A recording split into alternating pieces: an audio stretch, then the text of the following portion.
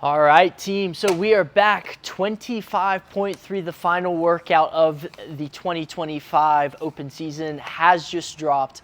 And woof, it's maybe in its own way the hardest workout of the 3-week span. So what we have is for time. We're going to kick it off with 5 wall walks, work into a 50-calorie row, back to the wall for 5 more wall walks, 25 deadlifts, 5 more wall walks, 25 cleans, 5 wall walks, 25 snatches, and then we'll finish up with another set of wall walks and then a final 50-calorie row. Okay, so essentially this thing is beginning and ending the same way. And then within kind of the intersection, you have barbell movements broken up by more wall walks. Okay. First thought I had when I was looking at this, 2 main things stood out to me. The first was the amount of fatigue you're going to get in your shoulders.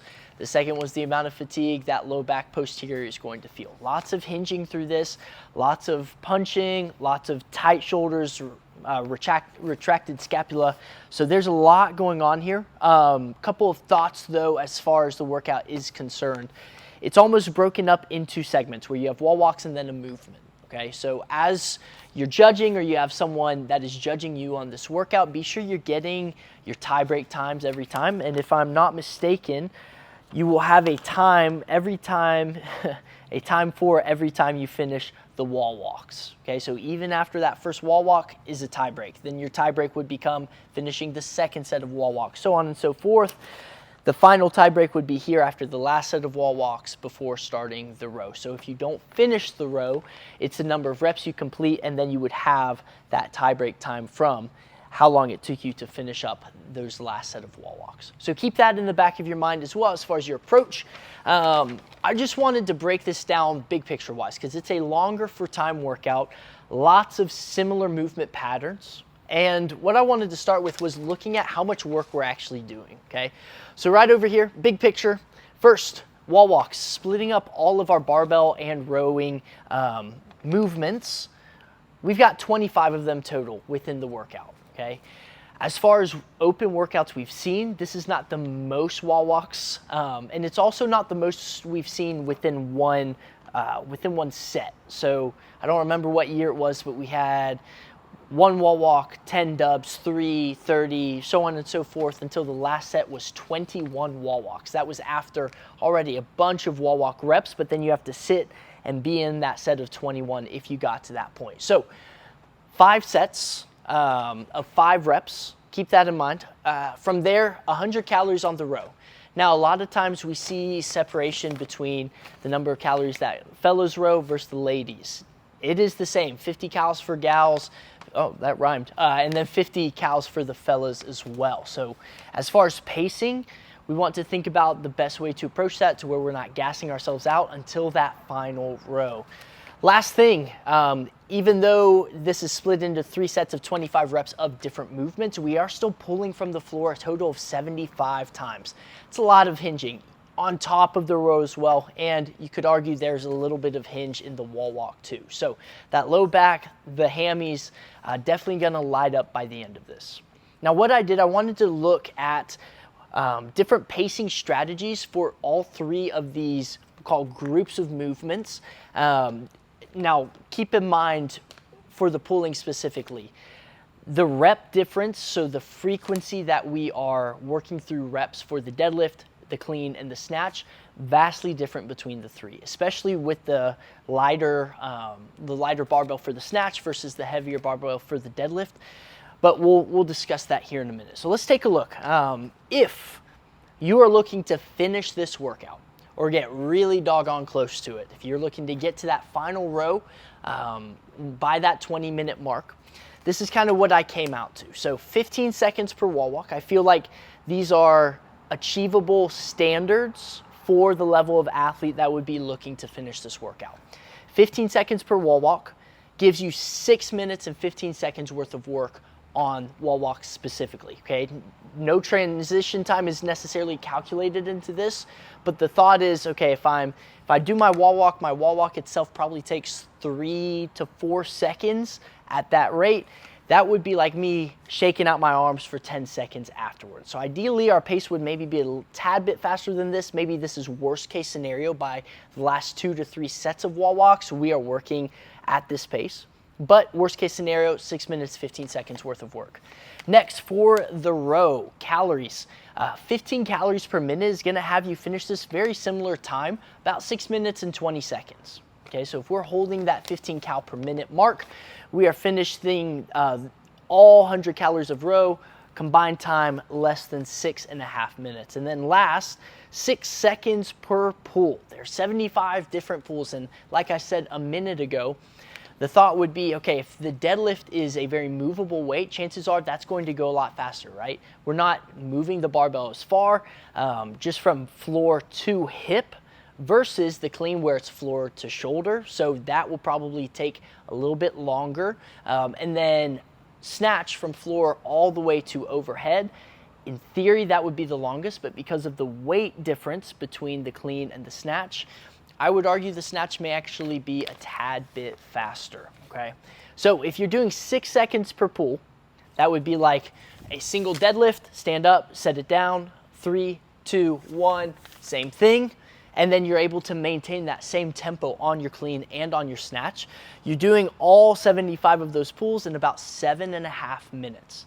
Now, total time, what I came out to was 20 minutes, 5 seconds. And you're probably thinking, well, Cooper, that is right over my time cap. Yes, it is. But something tells me if you are right on the brink and you have 5 calories left on that rower and you have, say, 20 to 30 seconds to do them, you're gonna send it, you're gonna knock them out, you're gonna get them done in that time. So maybe use this as an idea pacing wise.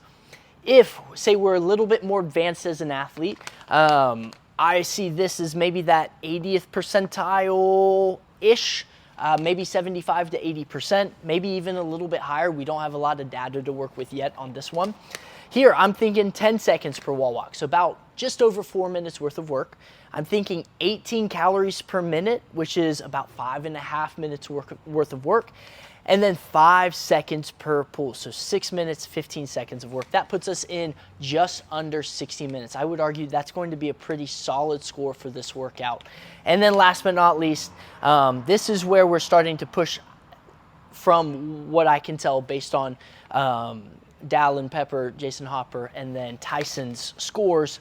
This is probably going to be a little bit more aggressive. So we're thinking, I'd argue like 95%, plus or minus a couple percents. We're thinking 7 seconds per wall walk, so shaving 3 seconds off. That's less than 3 minutes of work. If you have ever done a wall walk test to test your capacity, I know we've done one here at our gym. Some of our faster times were just over 2 minutes for 20 wall walks. So that's about 10 per minute. If you hold true to that, that pacing checks out, okay? And broken up again, of course you're fatigued in other ways through this workout, but broken up, hopefully that would be a manageable pace. From there, 20 calories per minute, this is where it starts to get a little bit spicy. If you've ever done 20 calories per minute and tried to hold it across X amount of time, that would be a 5-minute, 100 calorie row.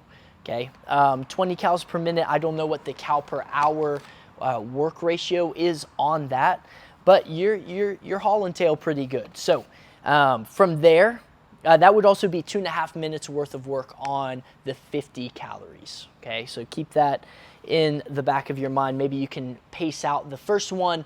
Also a reminder on the row as I'm thinking about it, if you shave, say, 200 to 300 calories per hour off of your pace, you're only going to get like a 10 to 15 second difference. Now that can save you a lot of energy, but you can also make that time up in your transitions. Okay, so that would be like, say we finish up this calorie row, we've pulled the pace back a little bit, and then later we finish these wall walks, walk right up to the deadlift and pick it up. Man, you can save that time by being intentional in your transition from movement to movement.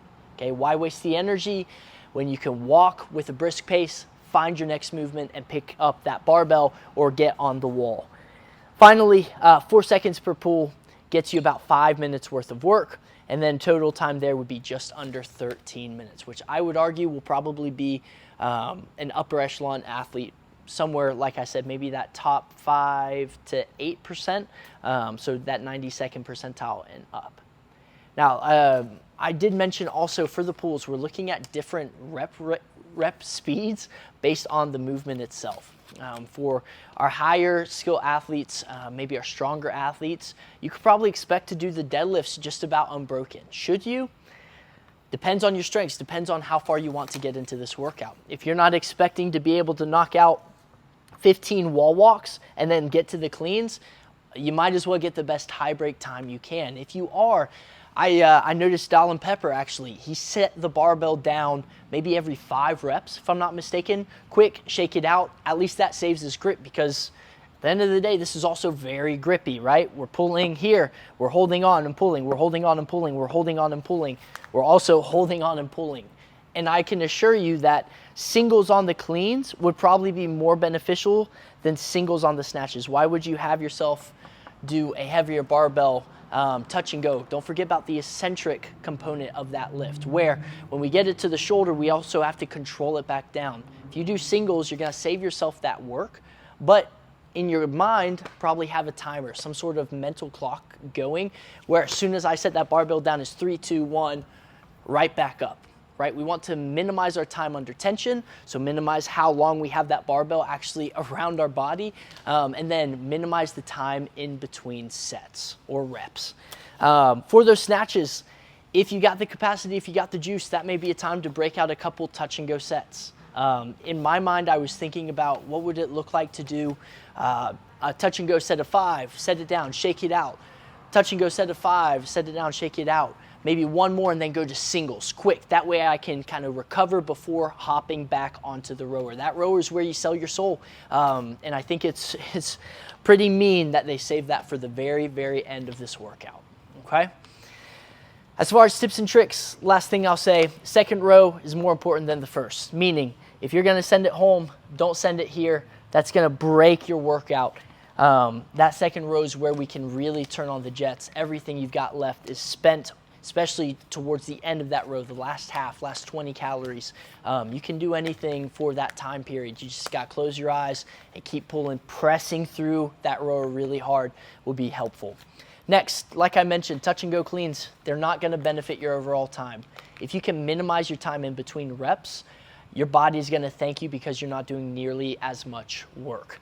Last but not least, consistent wall walk pace from start is going to be your friend. If you come out really hot here, touch and go reps, chances are, just based on the majority of athletes doing this workout, you're gonna really suffer here and you're gonna see a lot of time added on here, okay? Control your heart rate, control your pace. You also have to catch a barbell overhead. So if you blow up your shoulders, good luck trying to do that down the road. Okay, guys, this is your recap for 25.3. Go out and crush it. Best of luck. It's the last week. Make the most of it, and I'll see you on the leaderboard.